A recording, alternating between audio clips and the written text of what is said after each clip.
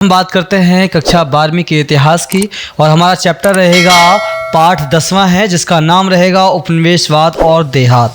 यानी कि उपनिवेशवाद के दौरान हमारे देश की जो देहात थे उनकी स्थितियां क्या थीं, किसानों की स्थिति क्या थी, उनके ऊपर मतलब कौन कौन सी योजनाएं चलाई गई थीं और खेती सुधार के लिए अंग्रेज़ों के द्वारा जो चलाए गए या उठाए गए विभिन्न कदम थे वो कौन कौन से थे। तो चलिए हम बात यहाँ पे एक और भी करेंगे, सरकारी अभिलेखों का अध्ययन भी करेंगे ताकि हमें पता चल सके कि आखिरकार उस दौरान कौन कौन से जो योजनाएं थीं वो चलाई गई थी। क्योंकि जो भी काम अंग्रेज़ों ने उस समय किए होंगे तो उसका सरकारी रिकॉर्ड रखा गया था और जो सरकारी रिकॉर्ड रखा गया था तो उससे हमें साफ साफ वहाँ के बारे में अच्छी तरीके से पता चल जाएगा कि भैया वहाँ पे राजस्व कितने, मतलब राजस्व वसूल करने के तरीके कौन कौन से थे, किसानों पर कौन कौन सी जो है व्यवस्थाएं लागू की गई थी, ज़मीन सुधार के लिए कौन कौन से कदम उठाए गए थे। तो कुल मिला के इन मुद्दों पर हम बात करेंगे। तो चलते हैं हम अपना आज चैप्टर स्टार्ट करते हैं। ठीक है, पहला पॉइंट जो रहेगा बहुत ही महत्वपूर्ण है। आपको बता दें कि अगर हम कहें एक मिनट, हाँ, जैसे कि आपको मालूम ही होगा कि अंग्रेज़ों का भारत पर संपूर्ण राज जो हुआ था, यानी कि अंग्रेज़ों ने भारत पर जो संपूर्ण राज स्थापित किया था वो कर लिया था 1757 में प्लासी के युद्ध में। किसमें? प्लासी के युद्ध में जो अंग्रेज़ी ईस्ट इंडिया कंपनी थी उसने पूर्ण रूप से क्या किया था, शासन करना शुरू कर दिया था हिंदुस्तान पर। पूर्ण रूप से संपूर्ण भारत पर इसका राज हो चुका था। किसका? ईस्ट इंडिया कंपनी का। किस युद्ध में? प्लासी के युद्ध में। ठीक है, चलो अब बात करते हैं हम आगे। इधर देखिएगा कि देखें पहला पॉइंट क्या कहता है हमारा। पहला पॉइंट, औपनिवेशिक शासन सर्वप्रथम बंगाल में स्थापित हुआ है। देखिए औपनिवेशिक शासन जो था वो सबसे पहले कहाँ स्थापित हुआ था, वो हम बंगाल में स्थापित हुआ था हमारे। क्योंकि अंग्रेज़ों ने सबसे पहला अपना जो गद्दी संभाली थी, सबसे पहले जो वो स्थापित हुए थे हमारे देश में, तो कहाँ हुए थे? बंगाल प्रांत में। ठीक है, तो पहला पॉइंट आप देख सकते हैं, सर्वप्रथम कहाँ हुए? वो बंगाल में स्थापित हुए। और ये आप देख सकते हैं उस समय की बंगाल की कुछ तस्वीरें मैंने यहाँ पे दी हुई हैं, आप देखिएगा उससे। ठीक है, बंगाल की तस्वीर थी उस समय, बंगाल की तस्वीर की उस समय की ये दौर दिया हुआ है। ठीक है, तो यहाँ पे आप देखिए दूसरा पॉइंट क्या कहता है हमारा। यही वह प्रांत था जहाँ पर सबसे पहले ग्रामीण समाज को पुनर्व्यवस्थित मतलब जानते हैं आप, दोबारा से स्थापित करना और भूमि संबंधी अधिकारों की नई व्यवस्था तथा नई राजस्व प्रणाली स्थापित करने के प्रयास किए गए थे। यानी कि सबसे पहले अगर हम बात करें, सर्वप्रथम अंग्रेज़ों ने जो अपनी जो नई राजस्व प्रणाली की जो व्यवस्थाएं थी वो, और यहाँ तक कि जो है भूमि संबंधी अधिकारों की जो व्यवस्थाएं थी, जो नई व्यवस्थाएं उन्होंने स्थापित की थी, वो कहाँ की थी? वो की थी सबसे पहले बंगाल में। कहाँ की थी? बंगाल में सबसे पहले ये व्यवस्था उन्होंने चलाई थी। अगर हम तीसरे पॉइंट की बात करें तो देखेंगे 1793 में इस्तमरारी बंदोबस्त लागू किया गया। देखिएगा कब किया गया था? 1793 में, यानी कि 1793 में इस्तमरारी जो बंदोबस्त था उसको जो है बंगाल में लागू किया गया। और किसके द्वारा लागू किया गया? लॉर्ड कॉर्नवालिस के द्वारा। ठीक है, तो यहाँ पे आप देख सकते हैं ये है कॉर्नवालिस, ये हल्की सी पिच मैंने दे रखी है यहाँ पीछे, आप देख सकते हैं ये है कॉर्नवालिस। देखिए ये है कॉर्नवालिस और इन्होंने इस्तमरारी बंदोबस्त जो व्यवस्था थी वो बंगाल में लागू की थी। ठीक है, अब आगे हम बात करते हैं कि भाई उस समय कॉर्नवालिस बंगाल का क्या थे? गवर्नर जनरल थे। क्या थे ये? गवर्नर जनरल हुआ करते थे। कौन? कॉर्नवालिस। कहते हैं इस्तमरारी बंदोबस्त लागू करने के बाद प्रारंभिक दशकों में जमींदार अपने राजस्व को अदा करने में जो है बराबर कोताही बरतते रहे, जिसके परिणामस्वरूप राजस्व को बकाया, जो राजस्व की जो बकाया रकमें थी वो बढ़ती चली गई। ठीक है, राजस्व मतलब होता है कर यानी टैक्स। आपको बता दें क्या हुआ कि इस्तमरारी बंदोबस्त में क्या था कि लॉर्ड कॉर्नवालिस जो कह सकते हैं यहाँ पे जो कॉर्नवालिस थे, ठीक है, गवर्नर जनरल जो कॉर्नवालिस थे, उन्होंने क्या किया कि इस्तमरारी बंदोबस्त के अनुसार ये इन्होंने जो वहाँ के ज़मींदार हुआ करते थे, गांव देहातों के जो ज़मींदार थे, उन ज़मींदारों पर कह दिए कि आप जाइए और हमें इतना टैक्स कलेक्ट करके आपको देना है। किससे? किसानों से। अब ये क्या करते थे जमींदार, जैसे मान लीजिए फॉर एग्जांपल के लिए अंग्रेजों ने 5% उनकी पैदावार पे 5% का टैक्स रखा। किसका? किस पर रखा उन्होंने? किसानों पर रखा। और तो जमींदार क्या करते थे, 5 की जगह पे 6%, 7%, 8%, 10% इस प्रकार से किसानों से वसूलते थे। और वसूलने के बाद भी सारा का सारा हजम कर जाते थे और समय पर क्या करते थे, वो अंग्रेजों को टैक्स जमा नहीं करते थे। ठीक है, तो ऐसी स्थिति में क्या होता था कि भाई नॉर्मल सी बात है, अगर हम किसी से पैसा ले लेंगे और समय पर भुगतान नहीं करेंगे तो क्या होगा, और उस पर टैक्स बढ़ता चला जाएगा और क्या हो जाएगा, वो धीरे धीरे उसकी रकम जो है बहुत ज़्यादा हो जाएगी। और जब हम छोटा सा नहीं दे पाए हैं, यानी कि हल्का सा जो पेमेंट था वो नहीं कर पाए, तो बड़ा जब पेमेंट हो जाएगा उसको हम कैसे कर पाएंगे। ठीक है, तो वही हालात हुए यहाँ पे। तो क्या हुआ, ऐसी स्थिति जब पैदा हुई तो वहाँ पे फाइनली जो जमींदारों की जमींदारियाँ थीं वो क्या होने लगी, नीलाम होने लगी। क्या होने लगी, उनको जो है नीलाम करना पड़ा। क्यों करना पड़ा? क्योंकि अंग्रेजों को तो पैसे से मतलब था। अब जमींदार पैसा नहीं दे पा रहा है तो वो किसान से तो वसूलेंगे नहीं। क्यों? क्योंकि उन्होंने किसान को जिम्मेदारी नहीं दी थी पैसे जो है टैक्स कलेक्ट करने का। टैक्स कलेक्ट करने की जिम्मेदारी दी हुई थी अंग्रेजों ने किसके ऊपर दी थी? जमींदारों के ऊपर। तो वो तो जमींदारों से जिम्मेदार थे ना कि भाई आप हमें टैक्स दो, कहीं से भी दो, आपकी एडिक है, नहीं तो हम आपकी जमीनों को क्या कर देंगे, नीलाम कर देंगे। जमींदारों की जो भी महल वगैरह होंगे, जो भी प्रॉपर्टी होगी, उनको नीलाम करेंगे और अपना पैसा चुकाएंगे। ठीक है, पैसा वसूल कर लेंगे।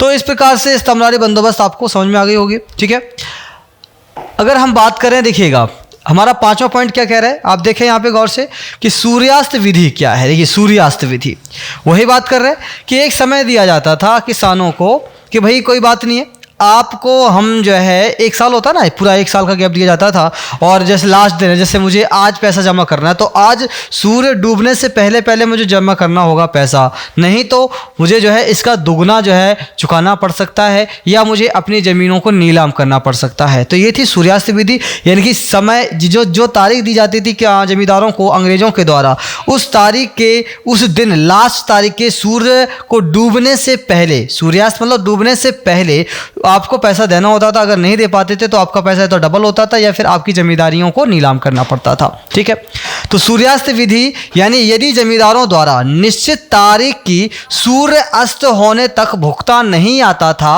तो जमींदारी को नीलाम किया जा सकता था। और अंग्रेजों के द्वारा उनकी जितनी भी जमींदारियां थीं उनको नीलाम किया जा सकता है। जैसे आप देख पा रहे हैं यहाँ पे एक चित्र के माध्यम से मैं बताने की कोशिश कर रहा हूँ। ठीक है, तो नीलाम किया जा सकता है। अब बात करते हैं यहाँ पे 6ठे पॉइंट की बात करें तो यहाँ पे कहा गया कि कंपनी द्वारा जमींदारों को पूरा महत्व देना पर वह उन्हें नियंत्रित तथा विनियमित करके उनकी सत्ता को अपने वश में रखना और उनकी स्वायत्तता को सीमित करना भी चाहती थी। कंपनी का काम क्या था? कंपनी जो थी वो जमींदारों को पूरा महत्व देती थी। क्या करती थी?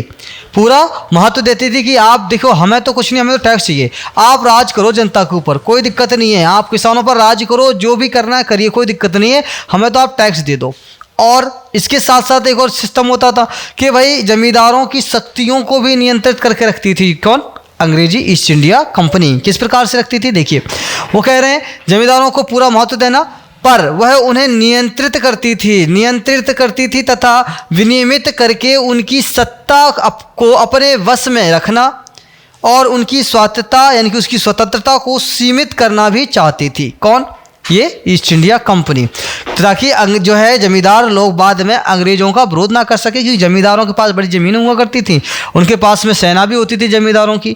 तो धीरे धीरे अंग्रेज़ों ने क्या किया, उनकी सेनाओं में भी अंग्रेज़ों ने अपनी सेना रखनी शुरू कर दी और कुल मिला के जमींदारों को एक प्रकार से महत्व तो दिया ही, वैल्यू तो दी ही उनको, लेकिन साथ साथ उसके साथ क्या किया उन्होंने कि एक प्रकार की उनकी ताकत को सीमित कर दिया, यानी कि अपने अंडर कर लिया। यानी कि जब वो बिना अंग्रेज़ों के वो अपनी ताकत का भी इस्तेमाल नहीं कर सकते। कौन नहीं कर सकते? जमींदार। ठीक है, तो बात करते हैं हम अगले पॉइंट की।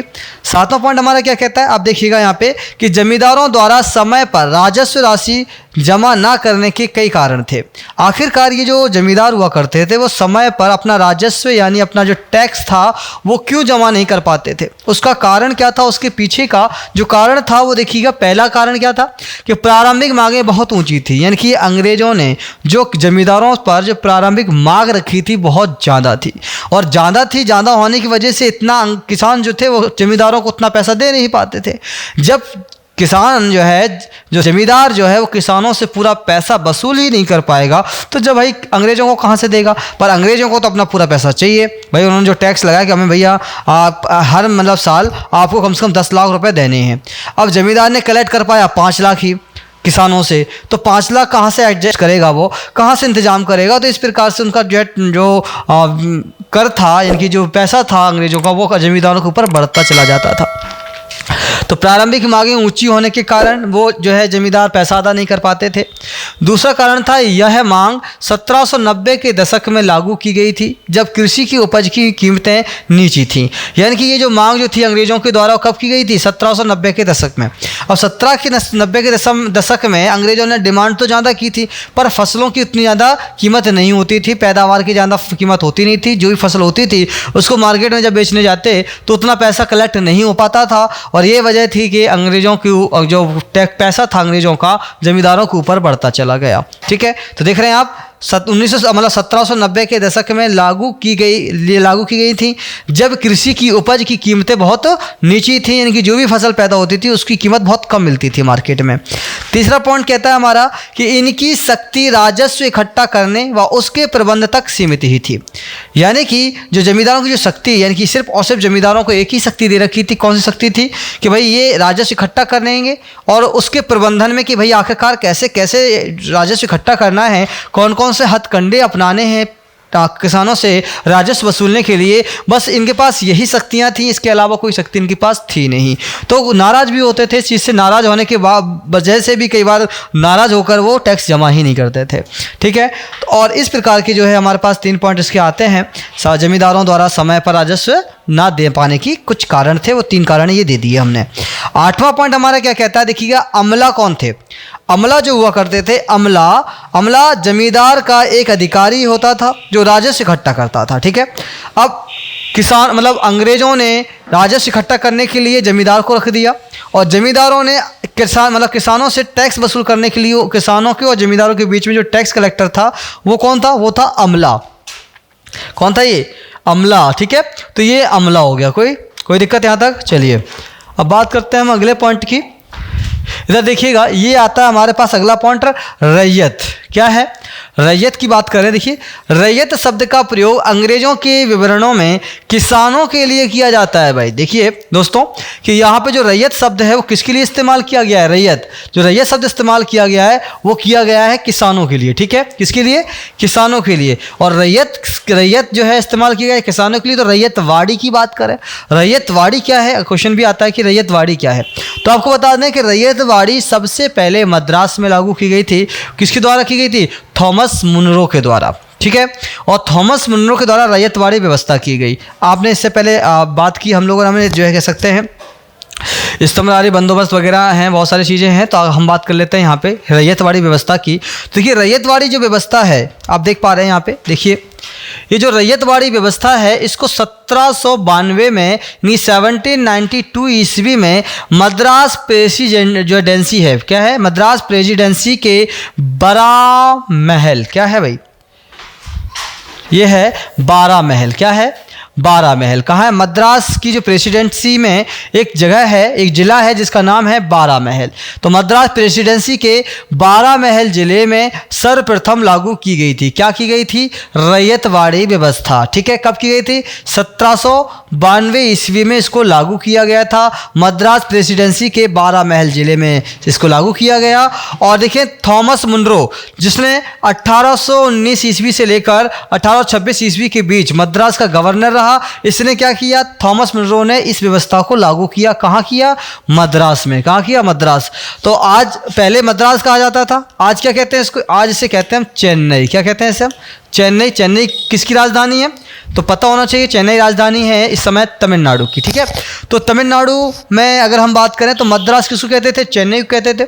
और चेन्नई में जो है रैयतवाड़ी जो व्यवस्था थी सबसे पहले लगाई गई थी। किसके द्वारा लगाई गई थी, थॉमस मुनरो के द्वारा इसको लगाया गया था। और ये देखिएगा कब, 1792 ईस्वी में। अब बात करते हैं यहाँ पे प्रारंभिक रैयतवाड़ी व्यवस्था के प्रारंभिक प्रयोग के बाद मुनरो ने क्या किया, 1820 ईस्वी में संपूर्ण मद्रास में लागू कर दिया। पहले तो इसको मद्रास प्रेसिडेंसी के अंदर ही लागू किया गया था। कब किया गया था इसको? 1792 ईस्वी में। लेकिन जब ये सफल हुआ, कहाँ पर? बारामहल जिले में ये सफल हुआ, तो पूरे मद्रास में इसको कब किया गया लागू? 1820 में पूरे मद्रास में रैयतवाड़ी व्यवस्था को लागू कर दिया गया। और ये किसने किया? ये मुनरो ने काम किया। किसने किया ये काम? ये काम किया मुनरो ने। ठीक, तो अब बात करते हैं आगे। देखें, संपूर्ण मद्रास में लागू कर दिया। इसके तहत कंपनी तथा रैयतों, देखिएगा यहाँ पॉइंट कह रहा हमारा, इसके तहत कंपनी तथा रैयतों यानी किसानों के बीच सीधा समझौता या संबंध था। यानी कि अब कंपनी ने बिचौलिए खत्म कर दिए, ना तो अब किसान मतलब कह सकते हैं जमींदार रहेगा, ना ही अमला रहेगा, किसी को भी नहीं रखा बीच में, सबको हटा दिया।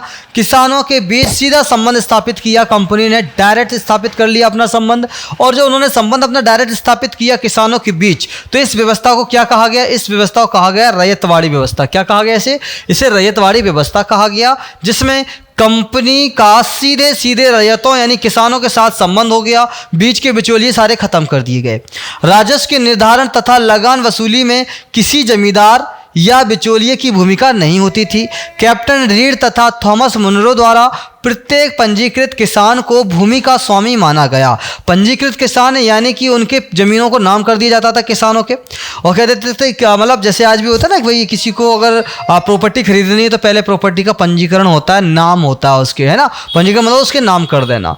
तो जब पंजीकरण होता था किसानों का, तो समझ लीजिए उसका अधिकार हो जाता था किसान का कि भाई अब ये ज़मीन मेरी है। उसके मरने के बाद उसके वंशजों की वो ज़मीन हो जाएगी। तो इस प्रकार से हम बात करें आगे, तो क्या हुआ? पंजीकृत किसान को भूमि का स्वामी माना जाता था। जो पंजीकृत किसान होता था उसको उस जमीन का स्वामी माना जाता था। वह राजस्व सीधे कंपनी को देगा। इससे क्या होता था कि वो क्या करता था, जो भी पैदा होता था वो किसको देता था? सीधे कंपनी को देता था। लेकिन यहाँ पे एक शर्त थी। शर्त क्या थी कि इस रैयतवाड़ी व्यवस्था में और जो ज़मीन किसानों को दे दी जाती थी पंजीकृत करके, वो भी किसान उसका स्वामी बन जाता था। अब जो भी पैदावार होगा, इनकेस कुछ भी पैदावार होता है, जितना भी पैदावार होता है उसका आधा भाग कंपनी को देना होता था। किसको? रैयत को, यानी कि किसान को। ठीक है, चलिए तो बात करते हैं आगे। देखिएगा, वंचित किया सीधे कंपनी को देगा और उसे कंपनी भूमि के अधिकार से वंचित नहीं किया जाएगा। और ये कंपनी के जो भूमि अधिकार कंपनी ने उसको दिया हुआ है उससे उसको वंचित नहीं किया जाएगा, हटाया नहीं जाएगा। लेकिन कर ना देने की स्थिति में उसे भूमि से वंचित होना पड़ता था। यानी कि अगर वो टैक्स ही जमा नहीं कर पाएगा तो कंपनी ने उसे वो ज़मीन किस लिए दी है? ताकि उसे वो टैक्स मिल सके, राजस्व मिल सके। और अगर जब कंपनी को राजस्व ही नहीं मिलेगा तो कंपनी क्या करती थी? उस किसान को उस ज़मीन के अधिकार से वंचित कर देती थी, हटा देती थी, और वो ज़मीन किसी और को दे दिया जाता था। इस व्यवस्था के सैद्धांतिक पक्ष के तहत खेत की उपज का अनुमान कर उसका आधा राजस्व के रूप में जमा करना पड़ता था। देखिएगा क्या हुआ, ये कह रहे हैं इस व्यवस्था के सैद्धांतिक पक्ष के तहत, किसके पक्ष के तहत? सैद्धांतिक पक्ष के तहत खेत की उपज का अनुमान कर, कितनी पैदावार होगी इस खेत में, मान लीजिए 50 क्विंटल, 10 क्विंटल, 100 क्विंटल, जो भी पैदावार होती है, जितनी पैदावार होगी उसका अनुमान लगाया जाता था और अनुमान लगाकर आधा राजस्व वसूला जाता था। ठीक है, और उसे आधा राजस्व क्या करना पड़ता था? वो अंग्रेजों को जमा करना पड़ता था, अंग्रेजों को देना पड़ता था। ठीक है, ये रहे हैं आप देख पा रहे होंगे। ये कौन है? ये है थॉमस मुनरो हैं। ये क्या है? थॉमस मुनरो हैं, और इनको खास करके रैयतवाड़ी के जनक के रूप में भी जाना जाता है। यानी क्वेश्चन अगर आता है कि भैया रैयतवाड़ी व्यवस्था सर्वप्रथम कहाँ पर लागू की गई, तो आप बताओगे मद्रास में की गई। और ये क्वेश्चन आ सकता है कब की गई, तो आप कहोगे भैया 1792 में शुरू की गई। कह सकते हैं पूरे मद्रास में कब लागू कर दिया गया, तो 1820 में लागू किया गया। किसके द्वारा किया गया भैया? मुनरो के द्वारा किया गया, थॉमस मुनरो के द्वारा किया गया। सबसे पहले किस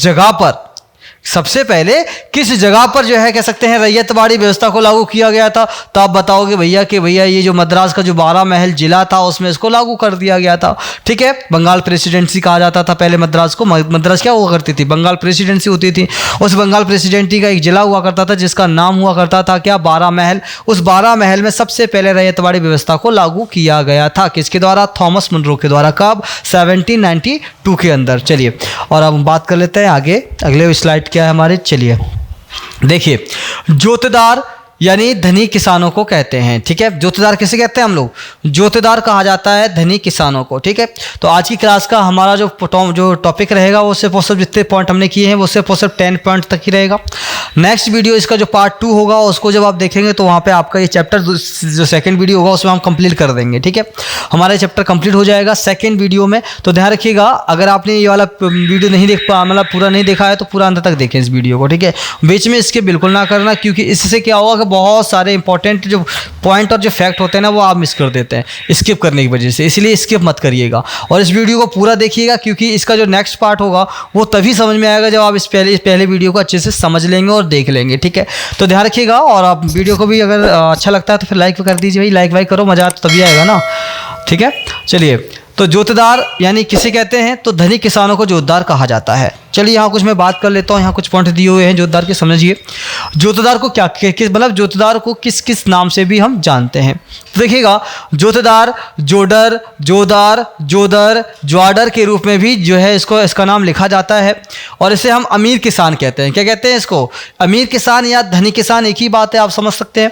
तो जोतदार क्या है? एक अमीर किसान होता था जिन्होंने क्या किया, जिन्होंने भारत में कंपनी शासन के दौरान कृषि बंगाल में सामाजिक स्तर की एक परत शामिल की थी। क्या है देखिए यहाँ पे, जिन्होंने क्या किया, भारत में कंपनी शासन के दौरान कृषि बंगाल में सामाजिक स्तर की एक परत शामिल की। उन्हें हौलादार, क्या कहते हैं इसको? उन्हें हौलादार, घंटीदार मंडल के रूप में भी जाना जाता था। जोतदार के पास अपेक्षाकृत व्यापक भूमि थी। व्यापक मतलब जानते हैं, बहुत सारी भूमि हुआ करती थी। किसके पास? जोतदारों के पास। उनकी भूमि का कार्यकाल जो था वो अंडर रैयत जानते हैं आप, जो रैयत होते हैं अंडर रैयत, और बरगादार कौन है? जिनको खेत बटाई पर दिया जाता है। जैसे मान लीजिए मेरी ज़मीन है, उस ज़मीन को मैं किसी एक अन्य शख्स को दे देता हूँ और कह देता हूँ जाइए 1 साल के लिए आपकी हुई ज़मीन, उसके लिए मुझे कुछ दो यानी कि पैसा दो, या फिर जो फसल होगी उसका आधा हिस्सा दो मुझे। ठीक है, तो इस प्रकार से बटाईदार भी उसको कहते हैं, बरगादार या बटाईदार। ठीक है, विपरीत था, इसके अलग था एकदम ही। जो भूमिहीन या भूमि गरीब थे उसके अलग हुआ करता था ये। कई जोतदार भद्रलोक, क्या हैं? कई जोतदार भद्रलोक यानी उच्च जाति के सदस्य थे जिन्होंने रैयत की कानूनी स्थिति को अपनाया। किसान केवल उस वित्तीय लाभ के लिए जो 1885 के बंगाल काश्तकारी अधिनियम ने रैयतों को दिया था। अन्य मध्यवर्ती जमींदार किसान जातियों जैसे, अन्य मध्यवर्ती किसान जाति कौन थे? जैसे सदगोप, अगुरी, महिष्य, राजवंशी, शेरशाहबादिया और ग्रामीण कम शिक्षित ब्राह्मण थे। और 1920 के दशक तक संथाल और अनुसूचित जातियों जैसे बगड़ी और नामशूद्र जैसे जनजातियों के अधिक समृद्ध किसानों से जोतदारों का एक सभ्य अंश जो है उभरा। तो आप देख सकते हैं छोटी छोटी जातियाँ जी जो पहले एक मामूली जातियों में आया, मतलब मामूली किसानों में आया करते थे, लेकिन जब बाद में इन्होंने क्या किया, अंग्रेज़ों के सहयोग से 1920 के दशक तक ये क्या हो गई, एक प्रकार से बड़ी बड़ी जनजातियाँ यानी कि बड़े बड़े जमींदारों के रूप में जो है इनका उद्भव हो गया। और देखते देखते क्या हुआ कि इनके पास हज़ारों एकड़ों में ज़मीनें हो गई। और जब हज़ारों एकड़ों में इनके पास ज़मीनें हुई तो ज़मींदार जो थे जो शहरों में बसा करते थे, और जोतदार किसानों के पास, जो छोटे छोटे किसान हुआ करते थे, जोतदार उनके पास। क्योंकि मान लीजिए जैसे एग्जांपल कि मैं जोतदार हूँ, मैं एक बहुत ही बड़ा धनी किसान हूँ, बहुत बड़ा मतलब धनी किसान हूँ मैं, मेरे पास हज़ारों एकड़ ज़मीनें हैं। और अब मैं अपनी ज़मीनों को किसानों को क्या करूँगा, बटाई पे दे दूँगा कि जाइए 1 साल के लिए आप पैदावार कीजिए, जो भी पैदावार आपकी होती है उसका कुछ हिस्सा आप मुझे दे दीजिए। और मैं सीमित हिस्सा होता था जो लिखित होता था कि भाई इसका इतना परसेंटेज मुझे चाहिए, बात ख़त्म हो गई। अब क्या होता था, किसान जब पैदावार करते थे जो भी उनका पैदावार होता था उसका उतना हिस्सा हमें मिल जाता था, यानी कि जो जोतदार होते थे उसको वो हिस्सा दे दिया जाता था। चाहे बाढ़ आए चाहे सूखा है, कुछ भी पैदा होगा, जो भी थोड़ा बहुत पैदा होता था उसका जो हिस्सा हमारा होता था उतना परसेंट के हिसाब से हमें हिस्सा वो मिल जाएगा। ठीक है, तो इस प्रकार की बात जोतदार की हो गई। अब किसान क्या होते थे, किसान के पास जमींदार कौन होते थे, जमींदारों के पास भी जो है कह सकते हैं एक प्रकार से ज़मीनें हुआ करती थी, लेकिन जो जोतदार थे उनसे किसानों की जो जमींदार थे उनकी ज़मीनें कम हुआ करती थी। मतलब जो जमींदार होते थे, जमींदारों की जो ज़मीनें होती थी वो कम होती थी, जबकि जोतदारों की ज़मीनें ज़्यादा होती थी। और यही बात थी कि, और दूसरी बात बता दें जमींदारों की जगह पर जो जोतदार थे वो सीधा किसानों के कांटेक्ट में रहते थे, और वो किसान जोतदारों की बात ज़्यादा मानते थे जमींदारों की बात की अपेक्षा। जमींदारों को वो लोग इतना ज़्यादा महत्व नहीं देते थे। और कभी कभी जमींदारों के द्वारा जो टैक्स बढ़ाने की जो प्रक्रिया थी या जो नियम थे, तो जो टैक्स बढ़ा हुआ टैक्स आता था कि इनके पास, जोतदारों के पास में, किसानों के पास, तो जोतदार किसानों को और खुद भी क्या करते थे, इसका विरोध करते थे। जिससे जब जोतदार विरोध करते थे तो इनका भरसक सहयोग जो है किसान करते थे, और किसान और जोतदारों मिलकर इन जमींदारों के बढ़ाए हुए टैक्स का विरोध करते थे। ठीक है, तो इस प्रकार की व्यवस्थाएं हैं। चलिए हम बात करते हैं जरा, यहाँ पे हो गया। अब देखिएगा यहाँ पे एक चीज़ में और एक्स्ट्रा हल्का सा पैराग्राफ भी जोड़ रखा है मैंने, थोड़ा इसको समझ लेते हैं ये क्या है। ठीक है, थोड़ा मैं बड़ा करके बताना चाहूँगा। देखिए, इसकी अगर हम बात करें तो इसमें समझने की कोशिश कीजिए। 19वीं शताब्दी के प्रारंभिक वर्षों तक आते आते जो जोतदारों ने जमीन के बड़े बड़े रकबे, जो कभी कभी तो कई हजार एकड़ में फैले थे, अर्जित कर लिए थे। कब कर लिए थे? 19वीं शताब्दी के आरंभिक समय में। ठीक है, तो जोतदारों पर हजारों एकड़ ज़मीन हुआ करती थी। इससे रिकॉर्ड पता चलता है हमें, जो अंग्रेजी रिकॉर्ड है उनसे हमें पता चल जाता है। दूसरा पॉइंट कहता है कि स्थानीय व्यापार और साहूकार के कारोबार पर भी उनका नियंत्रण होता था। जो स्थानीय व्यापार होता था, गांव का हो या कस्बों का हो या देहातों का हो, जो स्थानीय व्यापार होता था उस पर किसका कब जो है कह सकते हैं कंट्रोल होता था, किसका नियंत्रण होता था? जोतदारों का। साहूकारों के कारोबार पर भी नियंत्रण कौन करता था? जोतदार करता था। और इस प्रकार वे उस क्षेत्र के गरीब काश्तकारों पर व्यापक शक्ति का प्रयोग करते थे। जो गरीब बेचारे किसान होते थे, गरीब जो कारीगर, जो काम करने वाले कारीगर हुआ करते थे, उन पर क्या करते थे? व्यापक शक्ति का प्रयोग करते थे। यहाँ तक कि मारपीट है या डराना धमकाना है, बहुत सारी चीज़ें हो सकती हैं। आप जान सकते हो गांव देहातों में जो ताकतवर व्यक्ति होता है वो किस प्रकार से दबे कुचले व्यक्ति को दबाने का काम करता है, उसी प्रकार से। तीसरा पॉइंट क्या कह रहा है? तीसरा पॉइंट यहाँ पे कह रहा है कि गांव में जोतदारों की शक्ति जमींदारों की ताकत की अपेक्षा अधिक प्रभावशाली होती थी। यानी कि गांव की अगर हम बात करें तो गांव में जो जोतदारों की जो शक्ति है वो जमींदारों की ताकत की अपेक्षा बहुत ही ज़्यादा प्रभावशाली होती थी, क्योंकि जमींदार के विपरीत शहरी इलाके में रहते थे। यानी कि जमींदार जो थे वो क्या करते थे? जमींदार के विपरीत जो शहरी इलाके में रहते थे, कौन रहते थे शहरी इलाके में? जमींदार। जोतदार कहाँ रहता था? गांव में रहते थे। ठीक है, और गरीब ग्रामवासियों के काफ़ी बड़े वर्ग पर सीधे अपने नियंत्रण का प्रयोग करते थे। और जो जोतदार जो हुआ करते थे वो सीधे सीधे किसके पास? किसानों के पास, यानी ग्रामवासियों के पास वहाँ तक रहते थे और सीधा उन पर नियंत्रण करते थे। जैसा जोतदार कहता था वैसे ही ग्राम के लोग, ग्रामवासी लोग करते थे। लेकिन जो जमींदार हुआ करता था वो कहाँ रहता था? वो शहरी इलाकों में रहता था। इसीलिए जो पकड़ थी उसकी ग्रामवासियों पर वो बहुत ज़्यादा नहीं थी। ठीक है, कम पकड़ थी। और ये वजह थी कि ग्रामवासी जमींदार की अपेक्षा जोतदार की ज़्यादा बात मानते थे। आगे बात करते हैं चौथे पॉइंट की, और लास्ट पॉइंट हमारा रहेगा, जोतदार ग्राम में जमींदारों के लगान वृद्धि के प्रयासों का विरोध करता था। जो जोतदार होता था वो गाँव के अंदर जमींदारों के द्वारा बढ़ाया गया जो कर होता था, जो लगान होता था, उसका क्या करता था? वो विरोध करता था। वे जमींदारी अधिकारों को अपने लगान वृद्धि को लागू करने से क्या करता था? वो करने से संबंधित कर्तव्यों का पालन नहीं करने देते थे। यानी कि जो जमींदारों का काम होता था कि भैया टैक्स को वृद्धि करना है, क्योंकि पीछे से ऑर्डर आता था अंग्रेजों के द्वारा, तो जमींदार अधिकारियों को अपने लगान वृद्धि को लागू करने से संबंधित कार्य कर्तव्यों का पालन नहीं करने देता था। ऐसा कौन नहीं करने देता था? जोतदार। जोतदार इसका विरोध कर देता था। किसानों को लेकर धरने बैठ जाना और इसका विरोध करना, जो और ताकत का भी इस्तेमाल करना, जो भी अधिकारी आता उसको मार के भगा देना, ये सारी प्रक्रियाएं जो हैं एक क्या कौन करता था? ये काम करता था एक प्रकार से वहाँ का रहने वाला जोतदार, जिसका सीधा संबंध होता था किसानों के साथ।